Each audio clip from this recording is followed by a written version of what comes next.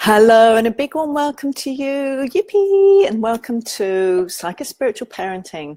Now, this is one of my favorite topics, although I haven't really brought it together in this particular way before, so I'm also excited about that. I love it. Looking through a slightly different window to how I might normally do. So welcome, welcome.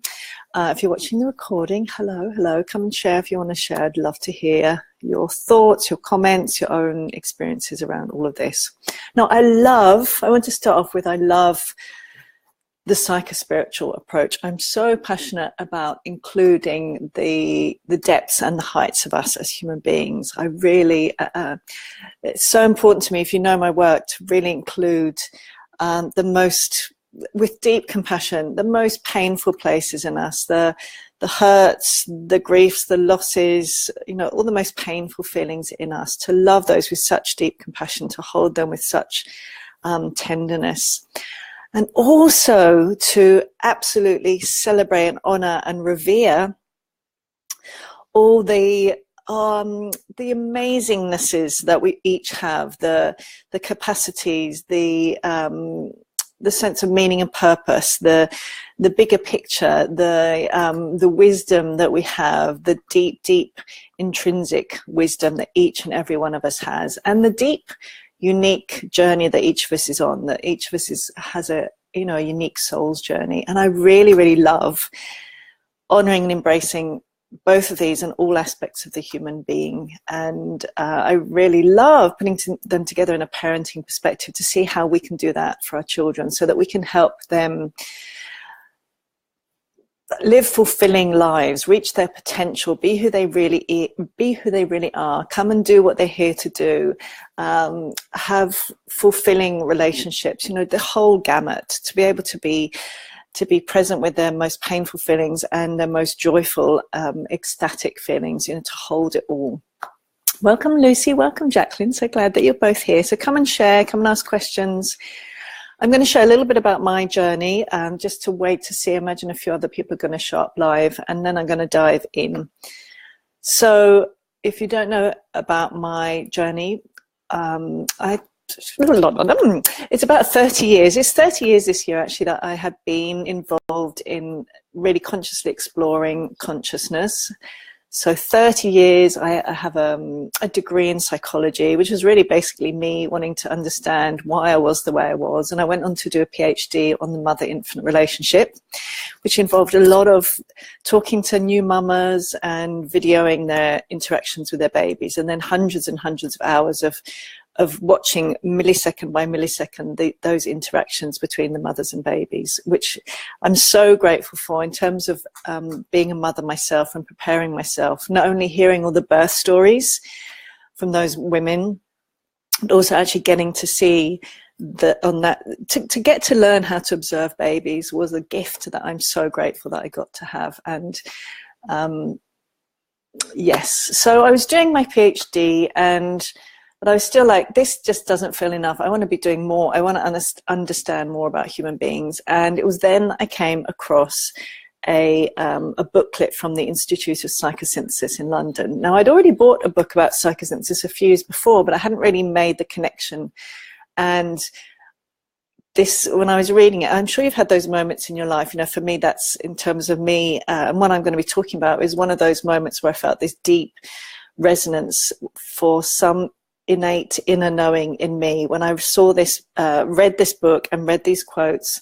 And I'm going to be talking about that and how important that is for ourselves and our children. When we have that, there's something outside of us, but it's like we've always known that. We just haven't really known consciously that we know that. Those kinds of resonances, they're so important in terms of listening to our soul's journey and our child's soul journey. So I opened this prospectus up, and I was like, yes, I'm going to do this. And I did. I went on to do 6 years of training as a psychosynthesis psychotherapist.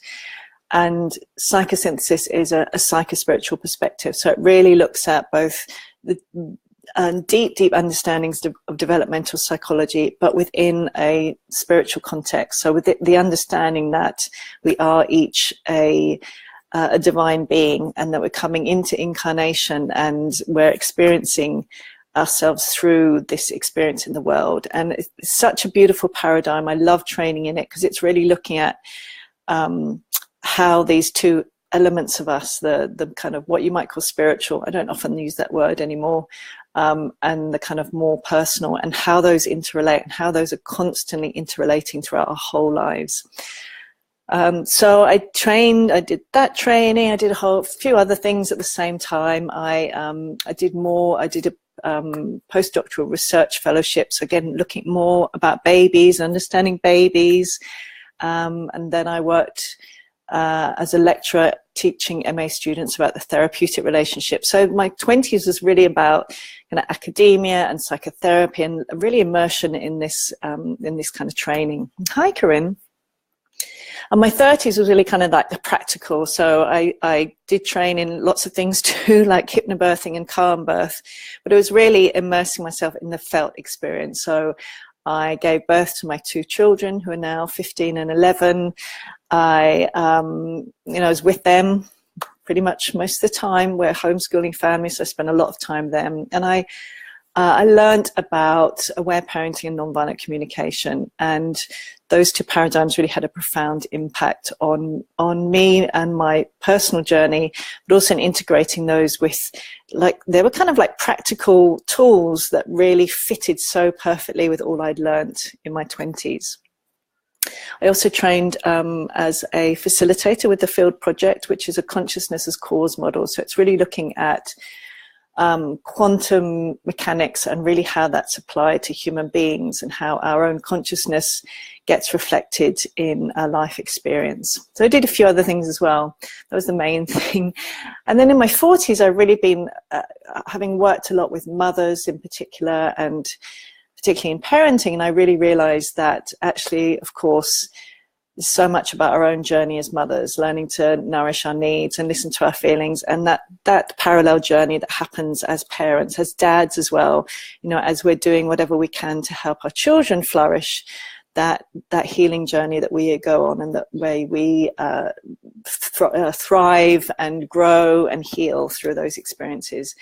So that's where I really kind of focus much more on how can I help mothers so that they can do these kinds of parenting more with their children.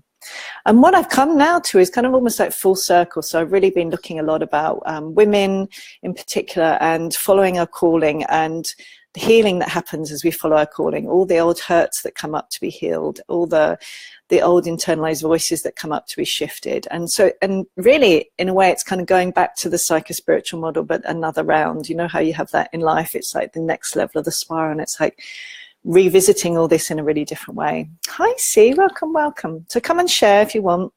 Love to hear from you all. So that's a little bit about my background. And what I'd love to do is, there's quite a lot of points here, so I'm just going to summarize each point that I'd love to offer for you. And please, if you have comments or you want to ask things or you want to share your own experience, I'd love to hear from you. Hi, Rosie, welcome. So the first point I'm going to offer is that we each come into the world a spark of the divine. We are each a unique being. So you could call that spark I can't even say it, self with a capital S. I can't do that backwards for you, but anyway, capital S, self. It's like who we most really are. But the self is almost like where our individual self and our kind of more universal self meet. It's like this, it's both divine, it's both kind of immanent and transcendent. It's kind of like, it's not really the self that comes fully into the world. It's almost like it's the higher self, it's the wisdom, it's the deeper knowing.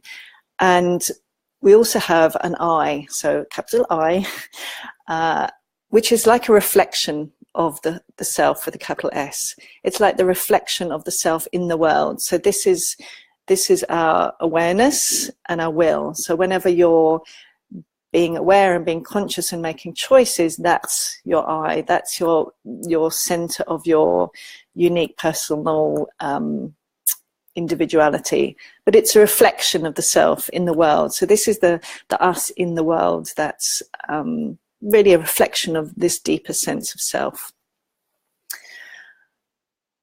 Number one, love that explanation. Yay! So these are like, it's like a reflection I don't know, like the moon and the reflection on the lake.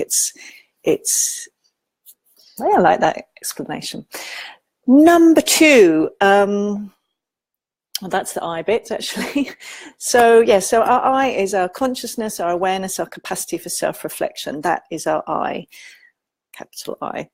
So number 3 is that babies, and I think you'll love this, Rosie, it's so resonant with your work, and Tracy K, welcome. So when babies come into the world, they come in and they already are, even before they're born, fully sentient beings.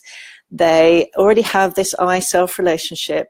They already have deep consciousness, deep presence, and I'm sure you remember those times, if you don't have, if your baby is now a child, those times when babies call out with that quality of complete presence. That is them resting in that I-self relationship.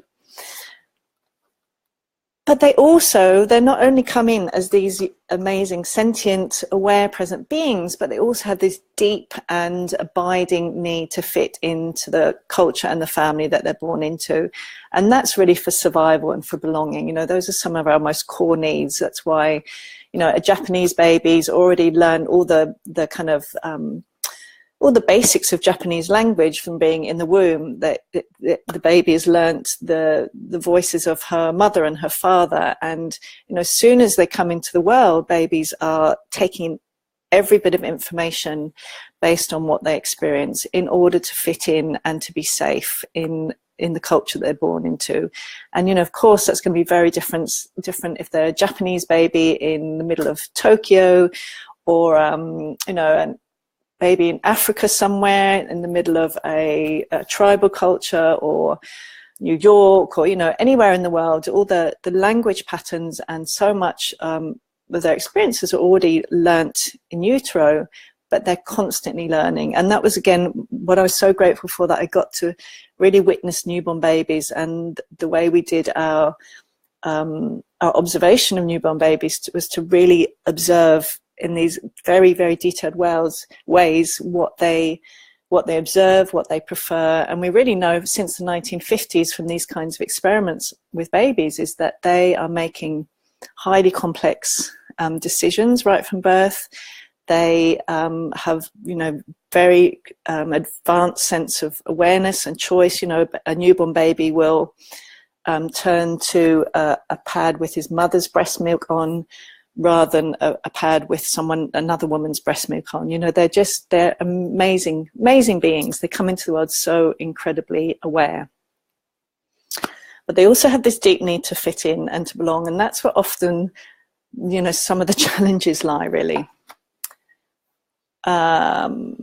Yep, so that's number 4. They're taking all of their experiences and making sense of the world and themselves. So they're making sense of themselves based on what they experience. So although these things are kind of happening out there, all those experiences actually are what they're also taking that in terms of their own self and what they come to believe to be who they really are.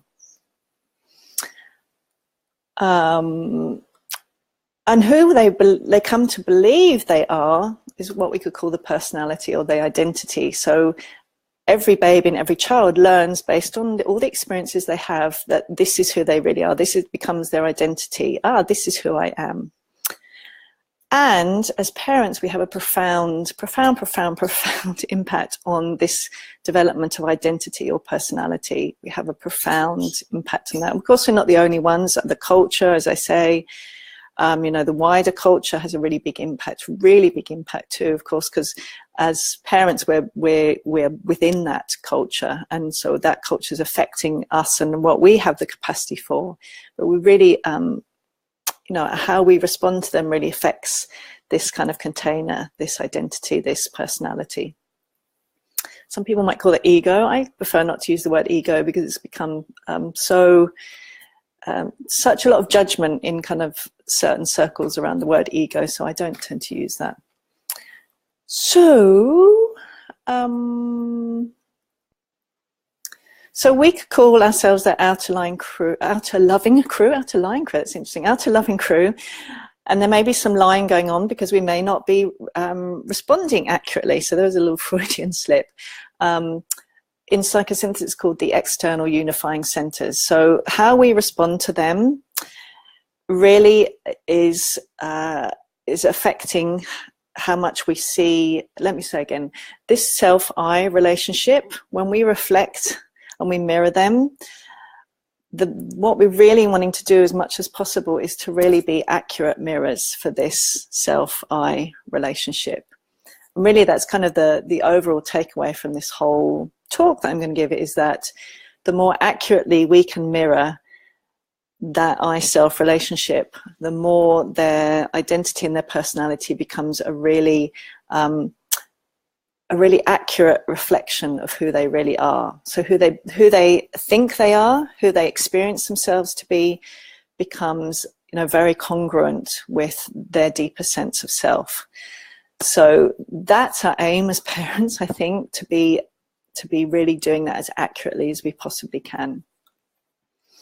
So let me know if I'm not explaining this as clearly as I could do, or you want to ask more.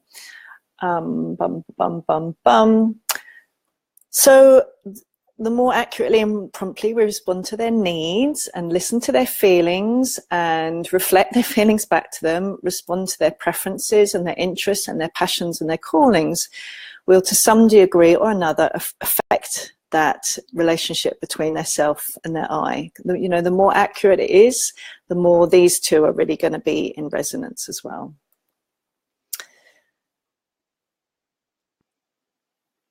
And again, the more that identity is really an accurate, fairly accurate as we can have, container for this I-self relationship, the more they're going to have this sense in their life of, you know, kind of things going their way, having a deep sense of meaning, having a deep sense of purpose, because they're being guided by this internal relationship. And, you know, there's this real congruence between who they think they are and those deepest sense inside themselves.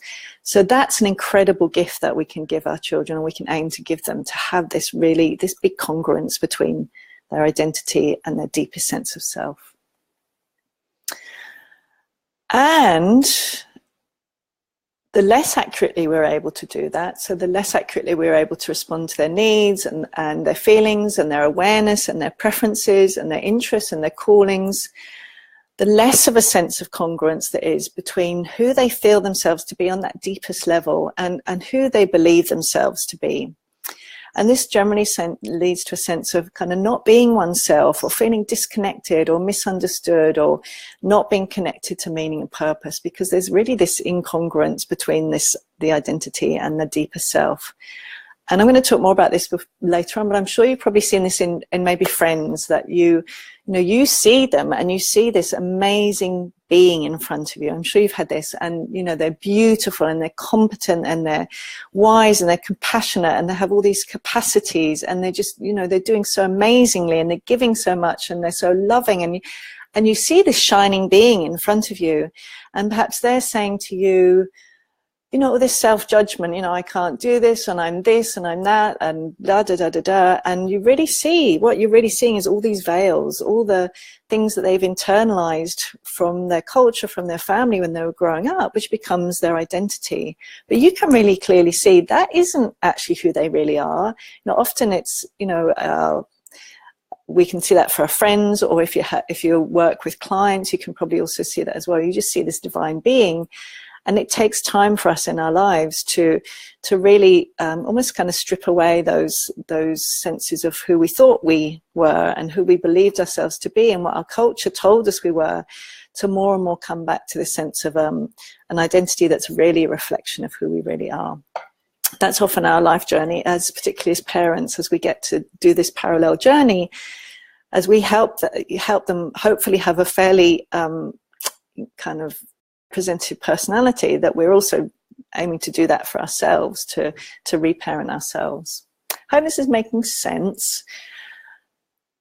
I really also want to remind you, as I'm talking about any of these things, if there are things that I'm suggesting that you haven't done, or things that I'm saying maybe isn't so helpful and you have done these, that is never too late to help our children. You know, we're still developing all of these things. So really having lots and lots of self-compassion and really trusting yourselves and trusting your children, and that we are constantly being called to heal. And I'm going to be talking about that.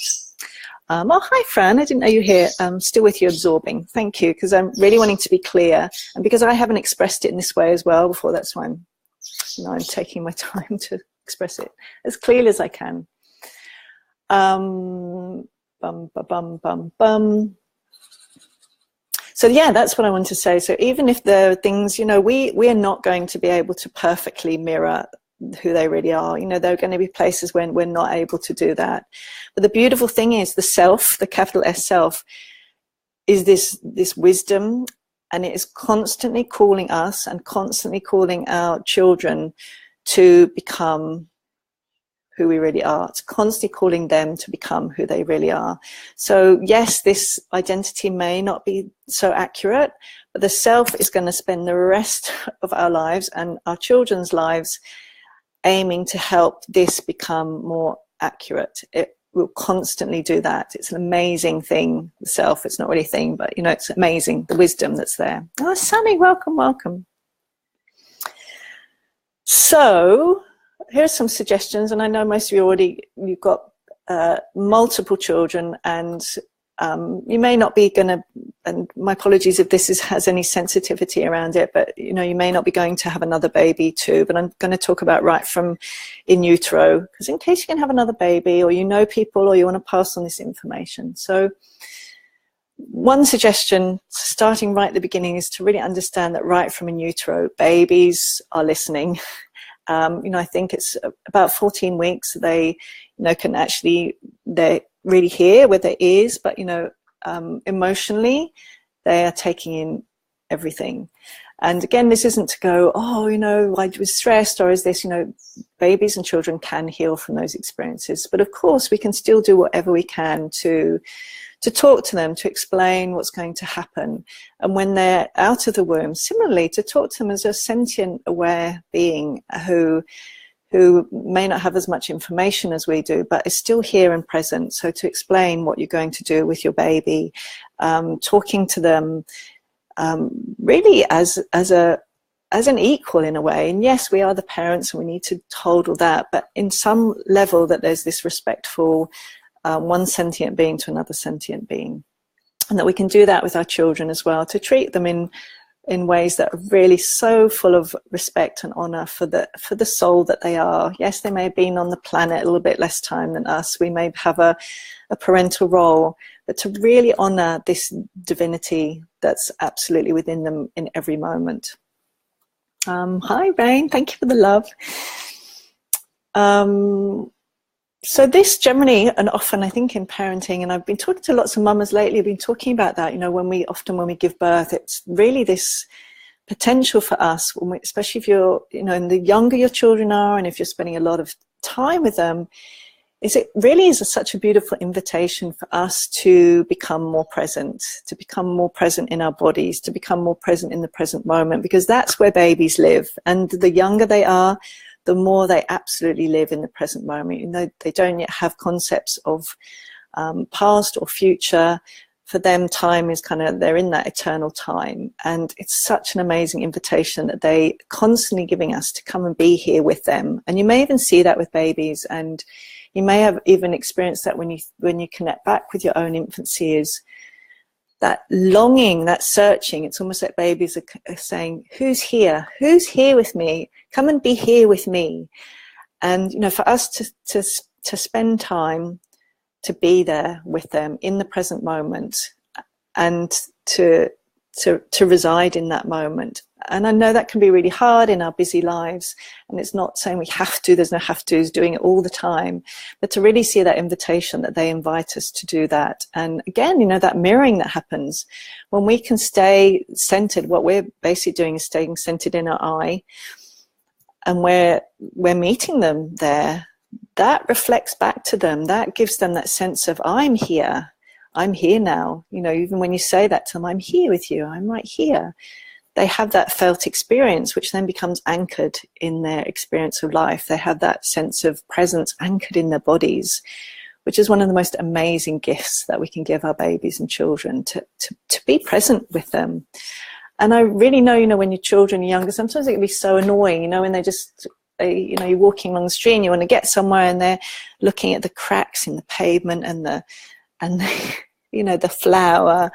And it can be hard and frustrating, but I also like to see them as like our spiritual teachers in a way. They're inviting us to be present. And, you know, often as children get older, they do fall out of that presence for various reasons. And, you know, this can be an amazing opportunity to actually develop that capacity to be in our eye and be with them in their eye. And again, that's an amazing thing in terms of mirroring that I-self relationship that we talked about. How are you all doing? How are you doing? How are you doing? And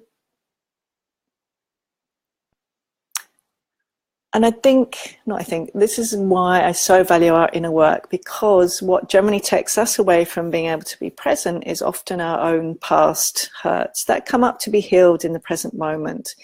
So the more we can be compassionate with those, the more healing we can do, the more we're seeing clearly our baby rather than the kind of veil through which we see them, the more we're able to be in the present moment, actually responding to them as a unique being that they are, with their own unique life journey and their own unique preferences, and they're different to us. And, you know, that's why the more we can do our own inner work, the own healing from our past, becoming more present, becoming more compassionate, the more we can actually really see who they really are. And they have that experience then of really being seen.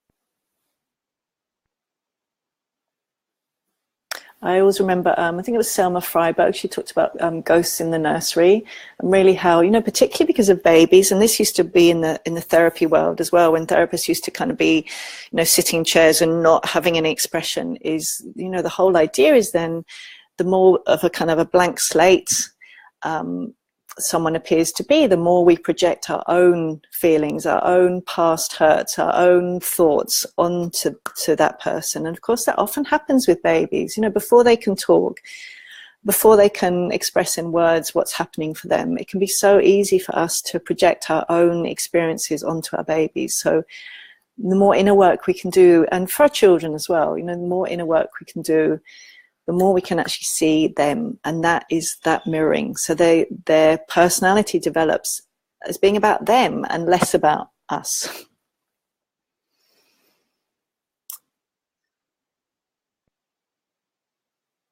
And so I'm sure you've experienced this as well. This isn't kind of a let's do all the healing that we can do before we have a baby, because otherwise there will be no human race left, is this parallel journey. So I'm sure you've experienced this, you know, every age our baby is, our child is, what often there is this opportunity for us to heal from experiences that we had at that time, which is what I often, you know, if you had something that was really hard happen for you at 5, you might find when your child is 5, that's going to be the hardest time for you.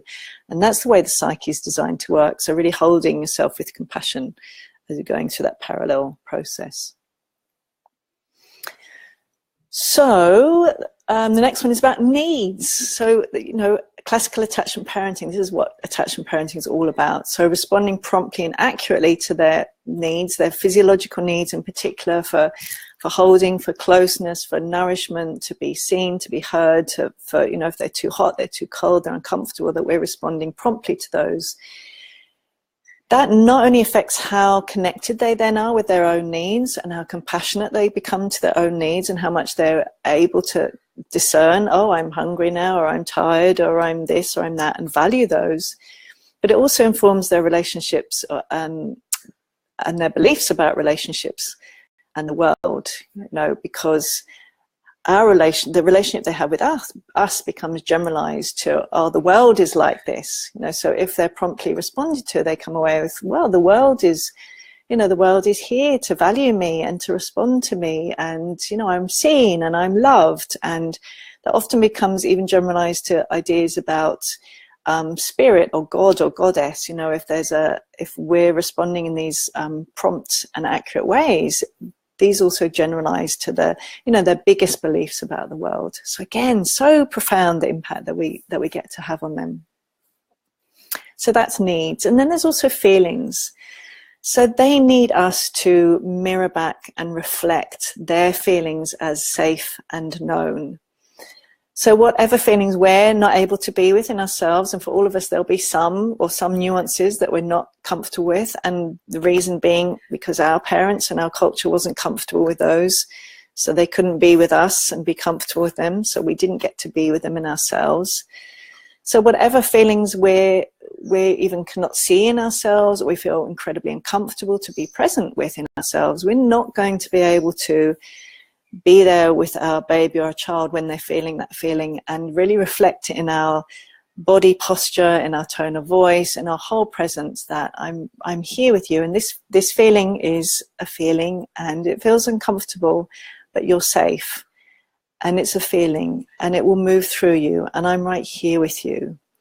So there will be certain feelings that we cannot mirror, and that means that they'll need to do something with those feelings. Whatever we're not able to be with, they won't learn at that moment. They can do later. I really want to remind you, they can do later. It's never too late. But they'll need to do something with those feelings. And, you know, there are also times where we are comfortable with a particular feeling, but we're stressed, or we're tired, or we've got other children to attend to, or our needs aren't being met, or our own sweet spots are coming up, and we're not able to be with those feelings.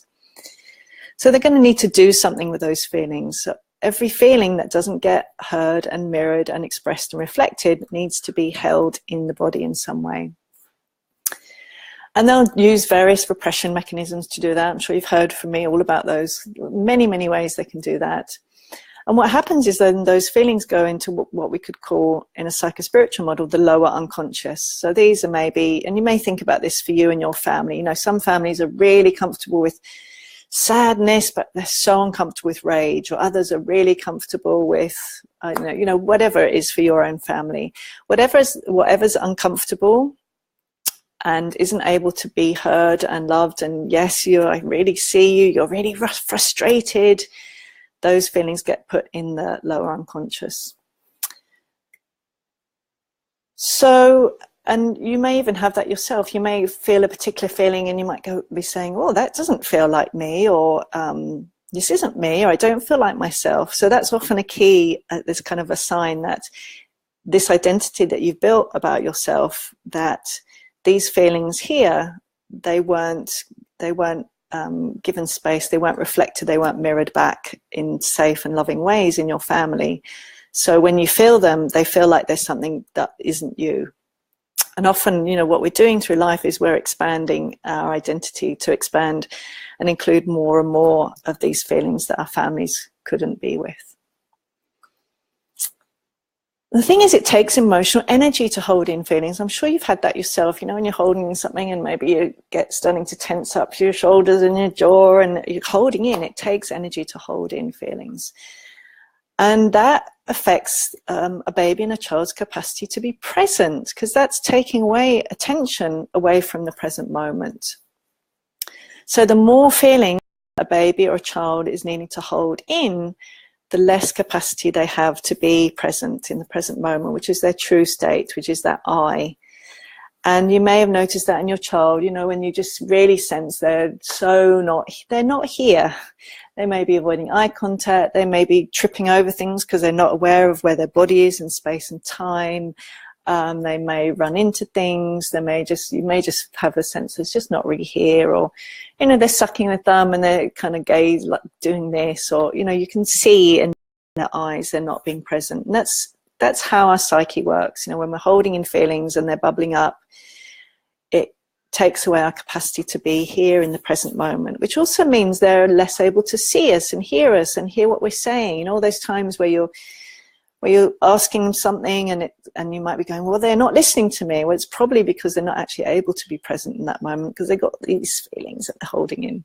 And the same for us. I'm sure you've had that, you know, you're maybe off with the fairies, spaced out. All these ways are, you know, when we're not able to be present because we're holding in uncomfortable feelings. Whereas I'm sure you've also experienced at times your child being like a Buddha. Have you had that? And maybe it is maybe they've had a big cry with you, and afterwards it's like this whole quality comes into the room. If you had that, you may have had that with yourself as well. You know, you have a big cry, or you share some big feelings, and you know, you can see clearly. It's like, oh my God, there's this beautiful blue sky out there. Or, you know, you can hear more clearly, you can feel your senses more clearly. So, you know, when we get to express feelings, when our babies and children get to have a big rage or a big cry or a big laugh, or they get to share all the things that they've been holding in, and we're listening and loving them, it gives them more capacity to be who they really are, which is that present awareness, which is why listening to their feelings with loving compassion is such a profound thing. It's such a gift that we're giving them to help them again to be more who they really are, this I-self relationship.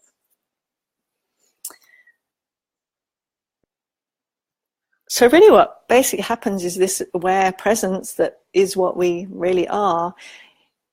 And I'm sure you've seen again with a little baby, you know, those feelings flowing through them. So they may be alert and interested and curious, and then they may start to feel agitated. Maybe they're feeling upset, or maybe they're hungry or uncomfortable, and they move these feeling states, these feelings flow through them. And that's really how it's designed to work. But when we're not able to mirror those feelings or respond accurately to those needs, then those feelings start to pile up. And that actually lessens our capacity to be present. It lessens their capacity to be present because their awareness channel is kind of being silted up.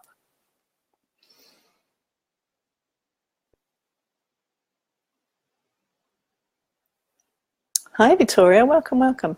So I wonder if that makes sense, is really seeing that. Are you seeing this, as any of this kind of going, oh, that makes sense. I really see that. You know, that difference between a present open awareness and when there's a feeling sitting there. I'm sure you know it in yourself, what it feels like from the inside, and really having that empathy for our children. You know, they're not doing these things that we find challenging, not doing it deliberately. It's generally because something is there, kind of in a way blocking their true state of awareness. Hi, hello, hello. So basically what I'm saying is whatever uncomfortable feelings we're not able to mirror in them, those feelings will end up in their lower unconscious, being held in through body tension and through repetitive actions. And the other amazing thing and fascinating thing about our psyches is the extent that she's holding things in the lower unconscious.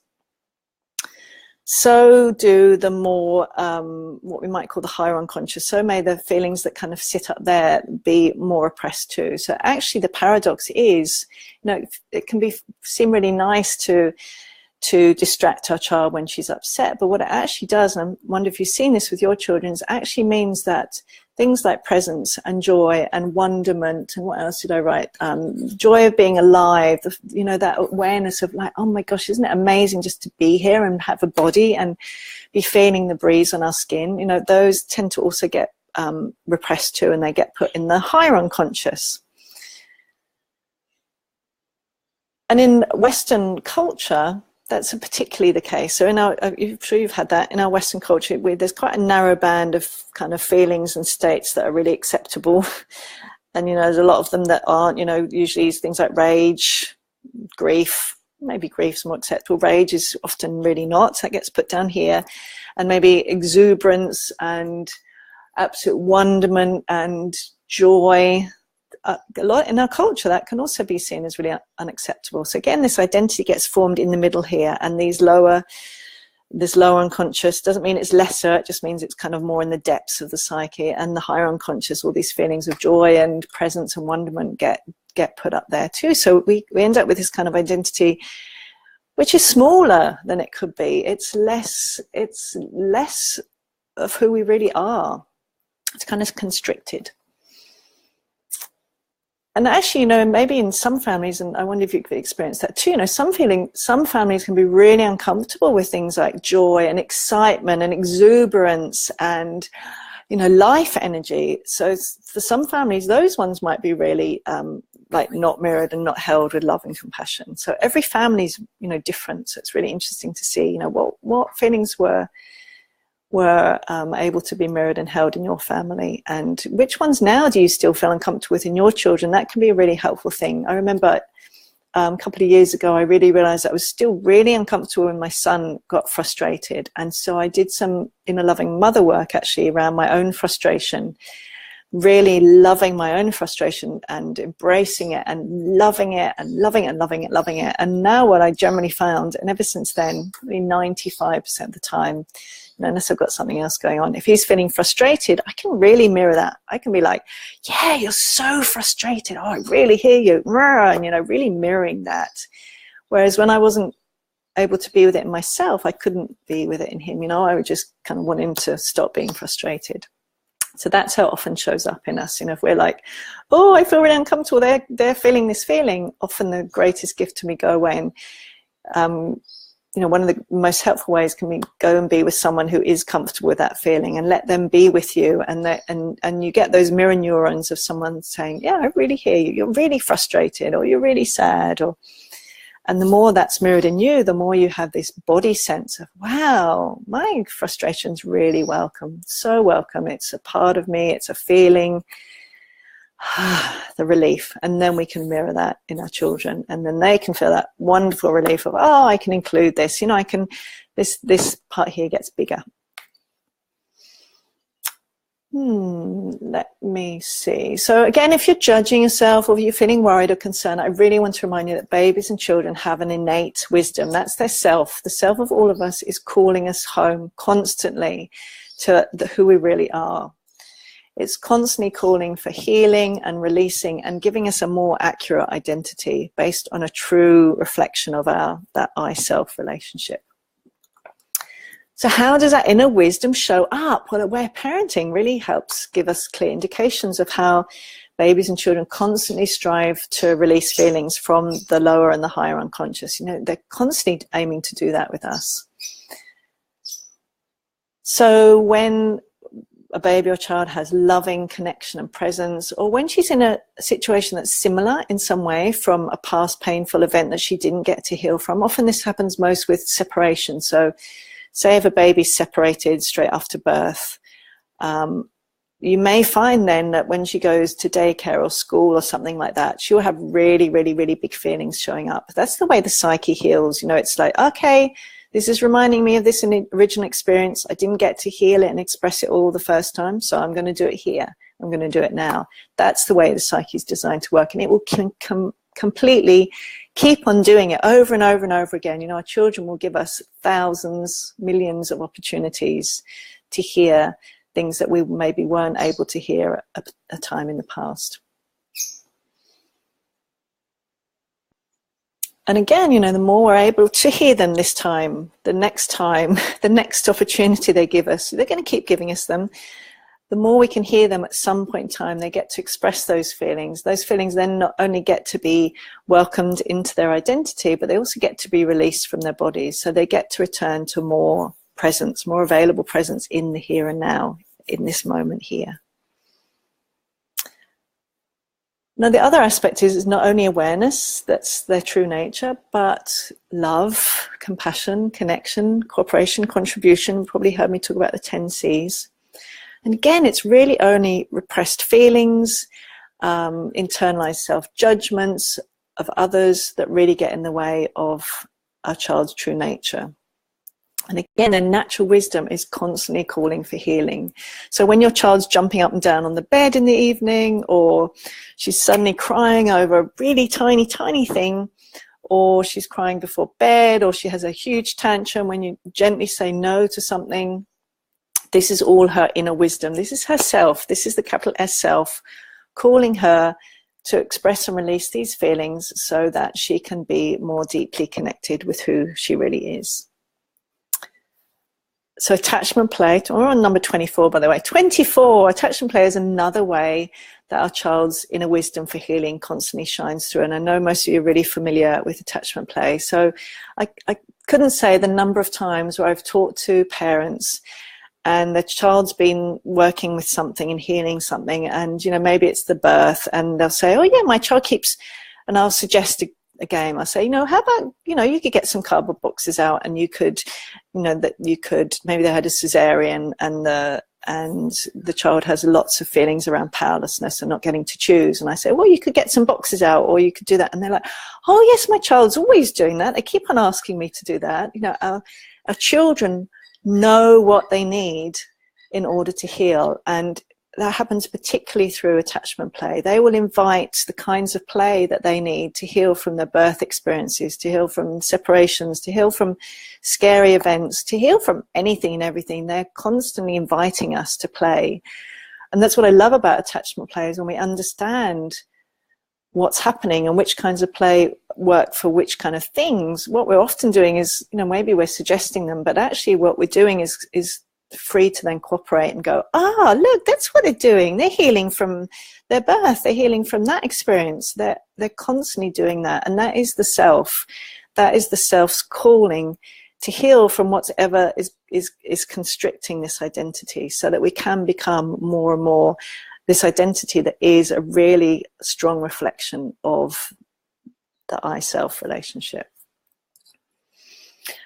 And another way, 25, another way is that we repeatedly draw friendships. So our children will draw friendships that will help them heal from painful past experiences. So you might find your child keeps on picking children, maybe where they end up being the one that's, they're supporting the other child, or the other child's unenjoyable to them. And you kind of go, why do they keep doing that? It's generally because they're trying to heal from something. And we will do that. We generally pick partners that in some way will remind us of painful things that our parents did. Again, it's the way our psyche's trying to heal. It's the self constantly calling us forward. It's an amazing, amazing, amazing thing that is not a thing. Another thing is how we talk to our babies and children, how we describe them, the way we describe them. That also has a profound effect on their identity and who they come to believe they are. So, that's the thing I was talking about with your friend who you see there just like, wow, there's a divine being in front of you, and they're saying, well, I can't do this, or I'm too this, or I'm not enough that, or I'm too this or too that. And you kind of like, I hear you, that's your experience, but that's not your experience of her at all, So really being aware of the language we're using, how we're talking about our children, being really aware not to, it can be so easy if you've got more than one child to say, that this child is like this, and that why aren't you like them?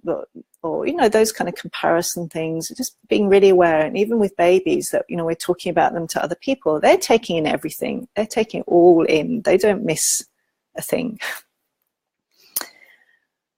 So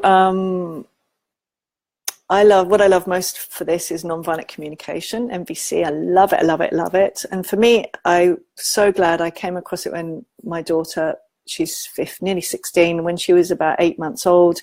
So as she was learning to speak, I was learning to rethink and speak in a new way. And it taught me how to differentiate between thoughts and feelings. I trained as a psychotherapist. I actually didn't know the difference between thoughts and feelings, because in our culture, we don't. We often say, I feel that, or I feel misunderstood. That's not a feeling, it's a thought, So it helped me differentiate feelings and thoughts and needs. It taught me how to give empathy. It taught me to see behind judgments. It taught me how to communicate without judgments. It taught me to get free from guilt and shoulds and have tos. And because I was learning it as my daughter was learning to think and speak, it was so beautiful, because I could, I was practicing and learning with her and how I responded to her. And it was an amazing journey. And again, responding accurately and empathically, and accurately as a reflection of who they really are, is so much easier if we actually understand, this is a thought, this is a feeling, this is a judgment, this is a should, this is a have to, this is a choice, this is a demand, this is a request.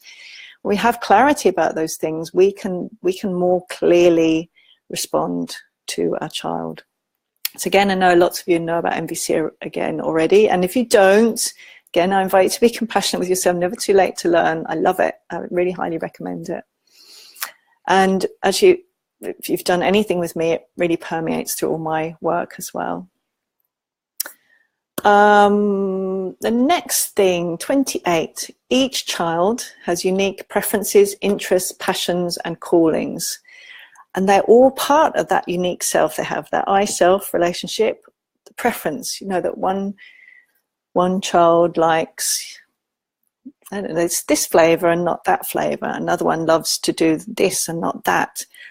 Those are really sacred things. They are actually part of their unique themness, their I-selfness. All those little things, really important. They're really important.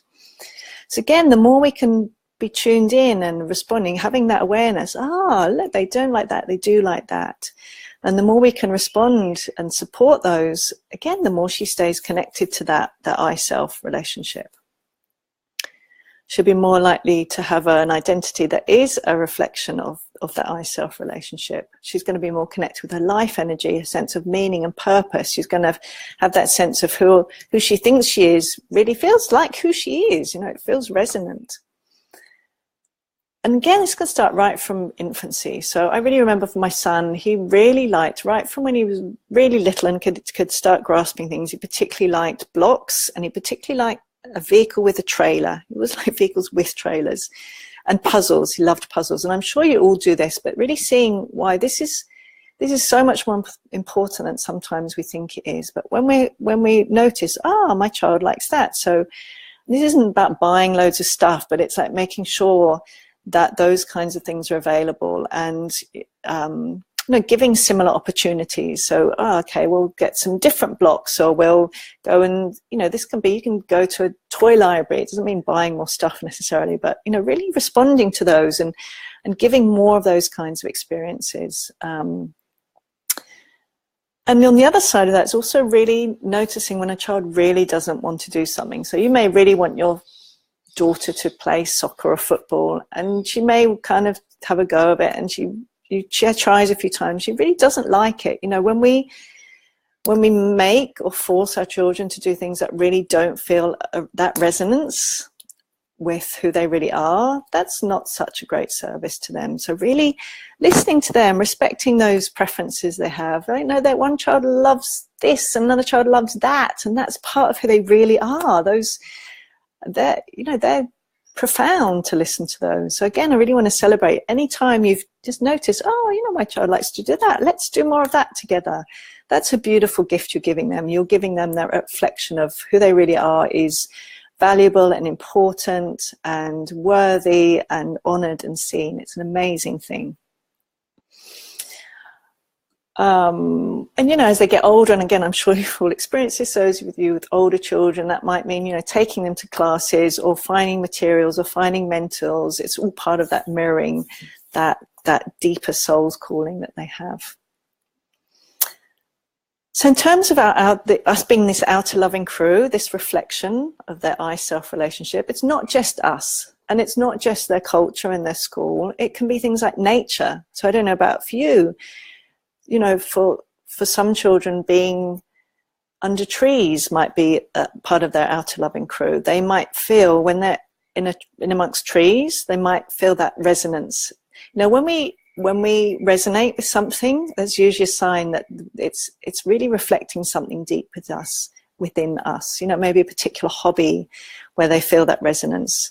So again, it's really connecting with something that they deeply know in themselves. They recognize it. Again, it's like this reflection, being in amongst trees. It's that reflection. I see myself in some way. I feel at home here. This is me. For me, it's going to the beach. I went to the beach this morning. I haven't been for weeks because of the rain and blah, blah, blah. And I'm like, oh my God, I feel so deeply me at the beach. So again, supporting our children with those, you probably see, and I really notice it for both my children, actually, when they swim in the pool, they come out and they're so alive, and they're laughing, and they're, the happiness is just exuding out of them. And I'm sure you've seen that with your children doing particular things. So, supporting them and encouraging them to do those things. Again, it's honoring who they really are. It's that reflection again.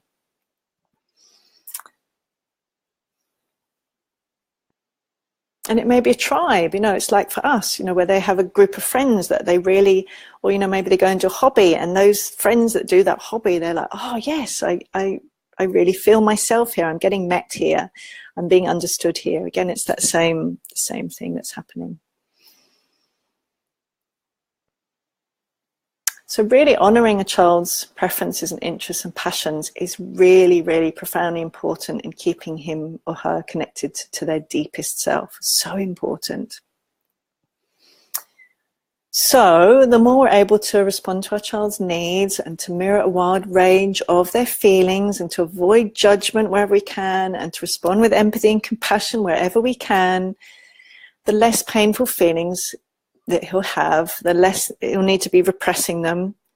That's going to mean he's going to be more connected with his sense of presence and awareness. He's going to feel more of that natural sense of joy in being alive. And the whole split that we have in our culture between spirit and matter is the opposite of this. So the more a child can be present in his body in the present moment with whatever he's feeling, he has less, he's holding in less in the lower unconscious and the higher unconscious. So his identity is more this full sense of himself. He's more able to be here in the present, in the wonder of it all. And also in the painful places too. He can be here now. And, to me then that becomes that whole, immanent transcendent spirituality. I don't even like the word spirituality because it often means somewhere else. For me, when we can give this to our children, it means that they can feel that kind of sense of heaven on earth, or the wonderment of being on the planet in a body, because they have less reason to dissociate and to repress and to not be present, not be here, and not feel what's here. They can feel the divinity in everyday life, and you probably see that often in a younger child. The younger child they're doing that often. They're looking at a little ladybird or a ladybug, and it's divine. They can see that, and they're often inviting us to that, like the birds. That this is divine, the divinity in matter that is here, because they can be here and be present here. So as a child grows, he has increasing invitations to be more connected with himself. So wherever these places, the feelings, the things that we couldn't do, this is what the wonderful thing is. This is why it's so helpful. Lots of compassion, because they will keep getting called. It's never, ever, ever too late to release painful feelings, to get comfortable with a particular feeling that they haven't been comfortable with before, to find their passions and their callings, to strip away the judgments and the beliefs and feel more and more connected with their true selves. And in fact, life constantly calls us to do this. Our self constantly calls us to do this, and theirs does too. Through our passions, through our relationships that we pick that are like our family, so that we can heal, through tribe that we meet. I'm sure you've had that experience that you suddenly meet a group of people, and maybe it's online, and you're like, oh my God, this is my tribe. I can be myself. That's another external unifying center. That's another way that you get to go, this is who I really am, because I resonate so much with this. I know this. This is like coming home. It's like I've always known this. I just didn't know it. That's your reflection of your divinity within, the I-self relationship within. And it's the same will happen for our children constantly throughout their lives. That's why, yes, of course we can do whatever we can, but that will keep on happening for them. Once they've left home, it will keep happening. And our self constantly calls it, and their self will as well, through their passions as well, also through symptoms. Body symptoms often will be doing the same. The self is calling it all. It's creating it all for us to come home to ourselves, all of it, every single piece of it. And that's why I love Joseph Campbell's quote, where you stumble, there lies your treasure. And Rosie's got the whole version of that, but it's because whatever's showing up is always an invitation to come home to ourselves, to know ourselves more deeply, to be able to actually manifest and live who we really are more deeply in the world. And then as our child grows, they may have spiritual awakenings or spiritual experiences. And whenever we open to those kind of divine influxes of energy, the extent to which we can let this happen and integrate it into our personality really is deeply affected by our early experiences. So for example, if we felt terror as a baby, so I know this from myself, my own journey, or as a child, or we had really powerful experiences of powerlessness that we didn't get to heal from. So again, your baby or child might have had that, but the pieces that we didn't get to heal from. Then when we have maybe an influx of kind of divine energy or kind of a greater power or intelligence or capacity that's bigger than us, we may also be called to heal these earlier experiences so that we can actually integrate this experience into our identity. So again, the spiritual experiences also call us to heal the and all these things that are in the lower unconscious. So again, having support to hear and heal and release and love those original feelings gives us the capacity to expand more in the superconscious or the higher unconscious, so that we can become more who we really are. So we become the self, the identity can grow and expand. And I imagine you felt that through your adult life. I know for me, I can feel that expansion. Like, oh, I can actually, this which used to be like not me, rage or whatever it was, like now, hello rage, welcome. You're absolutely part of me. Our identity gets bigger, our sense of self gets bigger, it becomes a bigger and more accurate reflection of who we really are. So some practical things that you can focus on if you want to. And there are, how many? 16, still quite a lot, but quite brief. So number 1, and I invite you to feel into, do any of these call you? Do you kind of go, oh yes, I'd really like to do that? I wouldn't be focusing on all of them, it might be a bit overwhelming, but maybe 1 or 2. So number 1 is finding ways to connect with your needs and learn to value those and find ways to meet them. So important, particularly as a parent, because that leads to number 2, which is having more capacity to do whatever we can do to meet our baby or child's needs, or to find help from others to do that, and to listen to their feelings when we're not able to meet their needs. So this doesn't mean that we need to try and be perfect, meet every need in the moment, because we can still listen to the feelings that they have about unmet needs.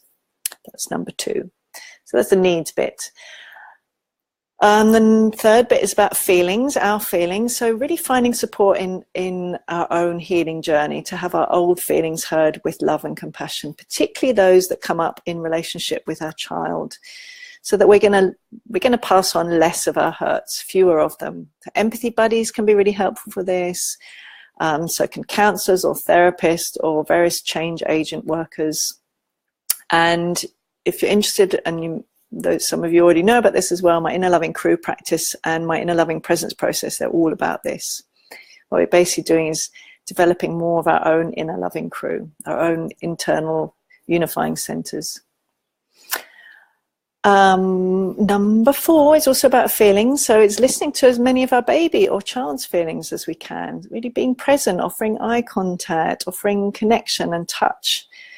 And simply saying things like, I'm here and I'm listening. I'm right here, sweetheart. Yeah, I see you. I see that you're upset. That's always my go-to. I'm here and I'm listening. Say it to myself.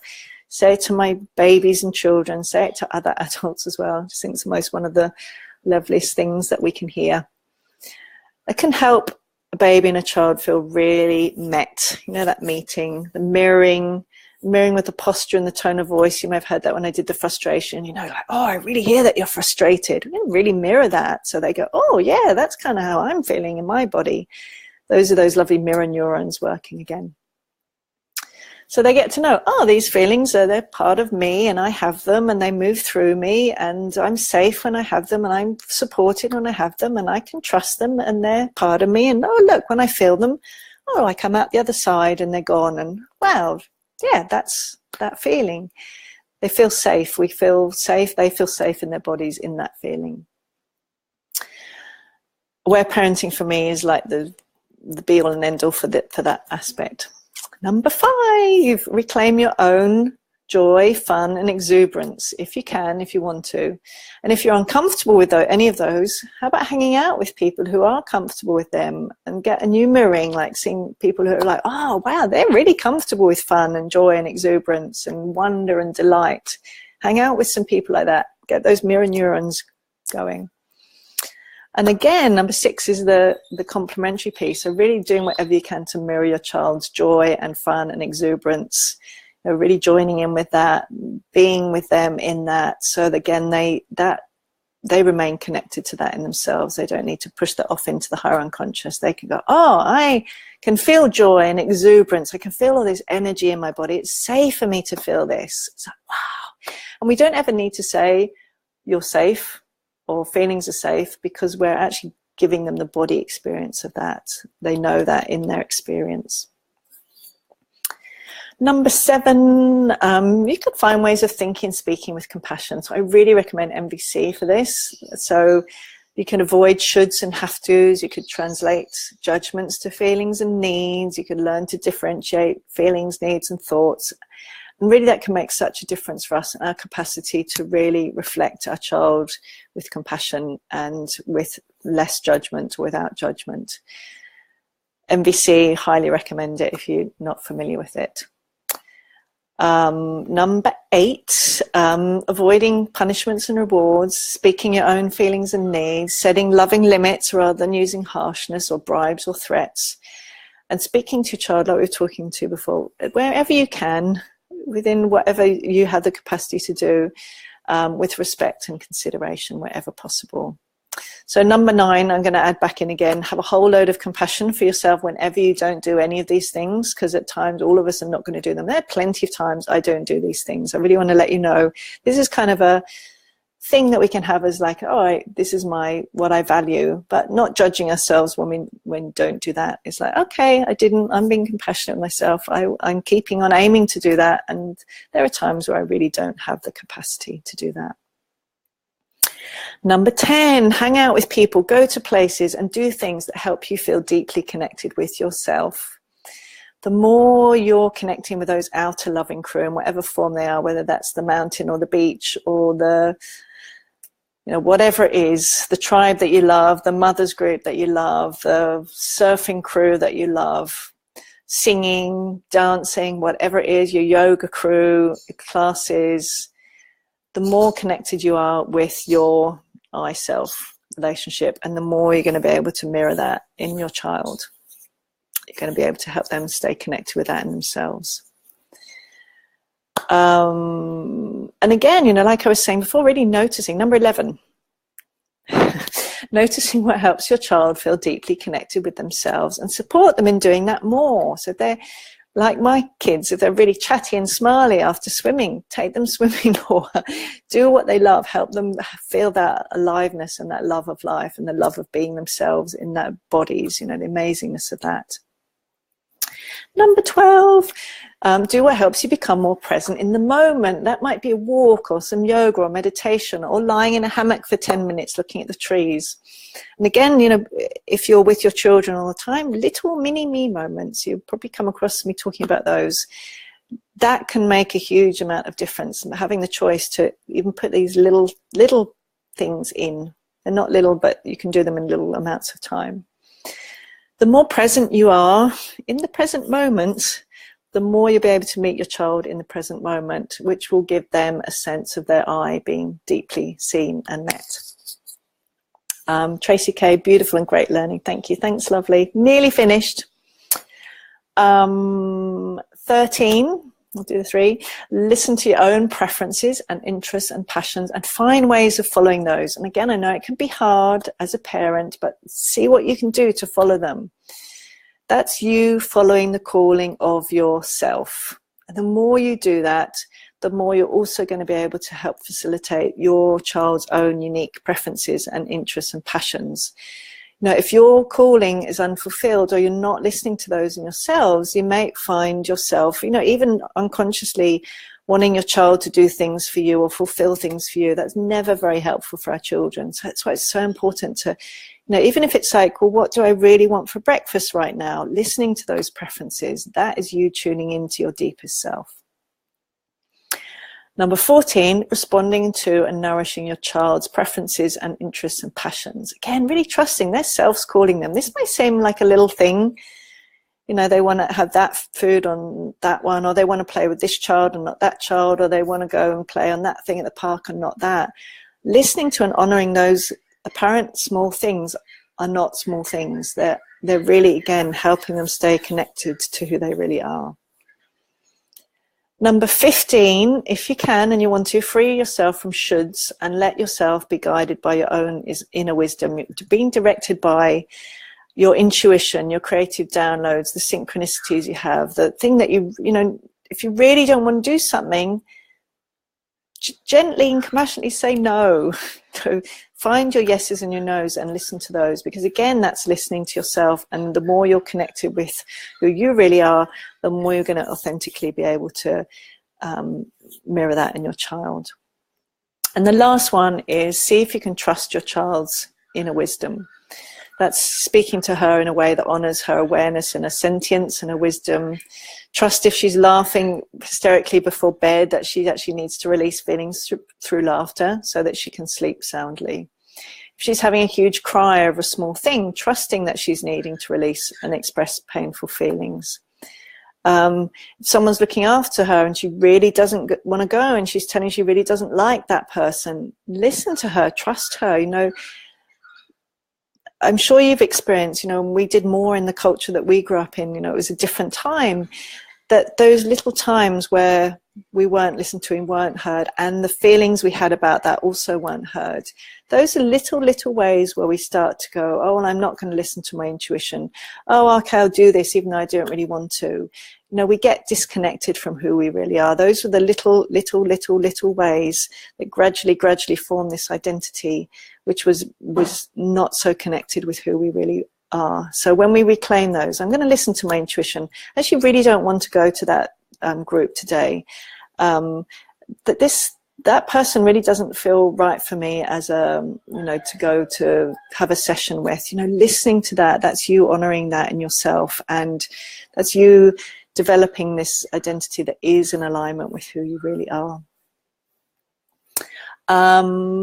Lucy, I'm loving this list. Yay! I'm going to keep on the wall as a daily reminder. Yeah, I'm so glad. Well, I've made it into an article as well, so I will be sharing this either tonight or tomorrow morning as an article version, so it has the whole list on there and all the information. Hi Kiralee, welcome. Just about to finish. So really, thank you so much for those of you who stayed. I know it was long and there's lots of information there, but to me, and these are profound things that you do. And what I really love about it is, as a parent, often, isn't it, there day upon day upon day upon day upon day that you're doing all these little things that appear to be little, and often we don't get much. You know, it's often not like perhaps other ways in the world where we may get an immediate kind of, yes, that made a difference. And often we don't necessarily get that. Often it takes a lot longer to see in our children, oh, you know, all those things that were apparently little have made a profound impact on their life. You know, sometimes we can see that directly, but sometimes we don't. So it's really seeing that all these apparently little things, responding to their needs promptly and compassionately whenever we can, listening to their feelings, being empathic, speaking to them with respect, using requests rather than demands and have-tos and shoulds, honoring their preferences and their interests and their passions. They may seem like little things because you're doing them hundreds and thousands of times. They're all big, important things because they really are developing their identity, their personality. And the more you can do those things, you know, without any expectation that any of us is going to be able to do this 100%. You know, if we can do it 70%, it's pretty amazing, I think. You know, whatever the percentage is. But, you know, the more we're able to do these things, be compassionate with ourselves when we don't, and know that our children can heal from the times when we're not, is that they end up with this personality that is resonant with who they really are. Their identity does feel like really them. They do feel able to go out and do what they really want to do in the world, whether it's being a florist or traveling around the world or whatever it is that they love, that they're being supported in that. And you know, these little things that you may not be celebrating, that you're doing every day, are having a profound impact on your child and their whole life. And I feel so touched talking about it. It's so important what you're doing. It's so important and so valuable. You know, it's forming their whole capacity to be themselves, which I don't think there's anything more wonderful that you can do for another human being. So I really want to invite you to, whenever you can, to appreciate yourself and celebrate yourself and all that you're doing, and you know, so appreciate you all. And it's funny because you don't see me looking at you, because I'm looking at all of you, all your little pictures which are there, which is, you know, I probably would have been great if I'd looked up at the thing, but I'm looking at you all. I see all your names, and you know, I really want to acknowledge you and celebrate you and appreciate you, and these things are really important. So thank you so much for being here. I will be putting out the article, so if you want to go back and have a look at some of these things again, yeah, it's going to be there probably tomorrow. And so much love to you all. Victoria, this has been so fantastic. Oh, I'm so glad.